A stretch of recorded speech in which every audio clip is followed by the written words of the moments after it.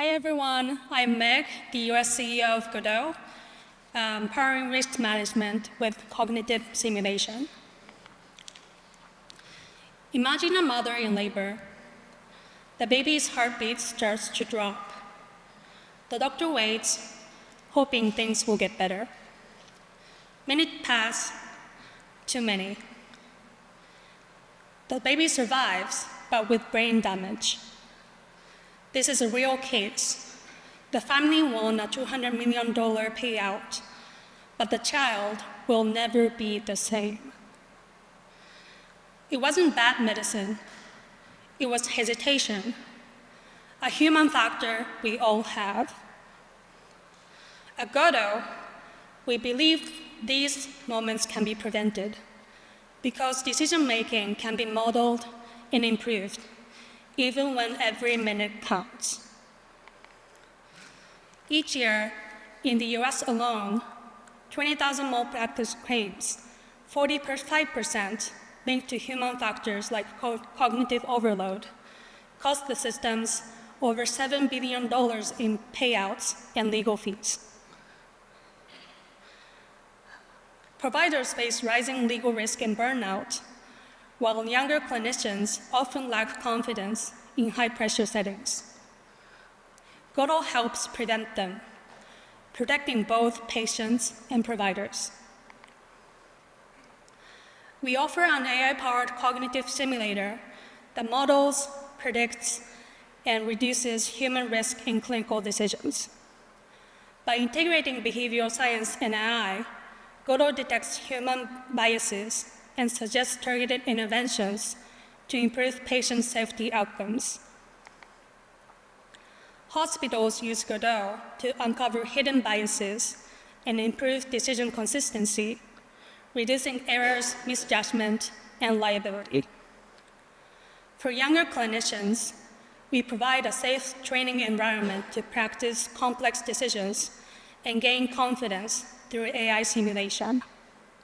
In short, Godot turns human variability into clinical safety.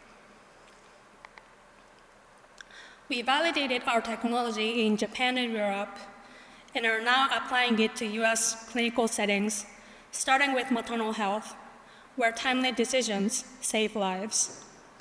This represents a $25 billion US market in risk management and clinical training. To date, Godot has supported over 15 million individuals across 20 paying customers, achieving over $1 million in ARR. We are part of Forbes Japan's AI 50, hold 11 patents, and we're the first in Asia to achieve ISO 42001, the global AI ethics standard. Our leadership team is built to execute. I am Meg, US CEO, with a PhD in behavioral sciences.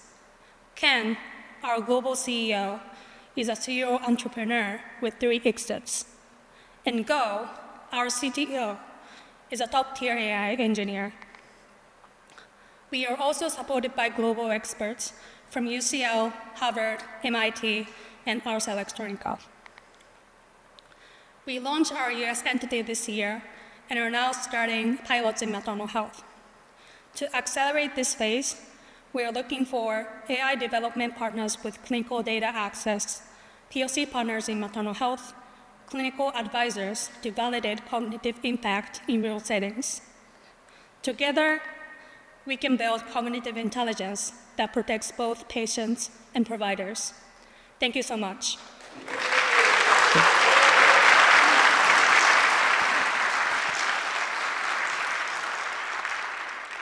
Great job. Any questions from our judges? So I'm curious, is this generalizable or is it specific to certain areas like cardiology or It is others? actually generalizable, and we are trying to focus on maternal health as the initial target market, but it is actually applicable to any areas with behaviors and cognitions and decision making. That's great. Well, sorry. How well are you able to improve the cognitive decision making? Is it marked improvement? How do you judge how well you've improved somebody's decision making? So we have this database that are based on behavioral and cognitive ontology, and we annotate what behavioral barriers and cognitive barriers and drivers they are in any decisions. And we diagnose the problem first, and then we can annotate what techniques we can use, and then apply it to any services or communication. That way, decision-making can be improved. Interesting. Thank you. And do you anticipate that this is something you can translate straight from Japan to US, and the same decisions that happen in Japan is there any cultural awareness that you need to have here? So, we're starting a pilot, so that's what we're trying to test. But we believe that there would be commonalities in decisions, because as long as we focus on a specific initial point to enter into. So, yeah, that's what we're trying to validate.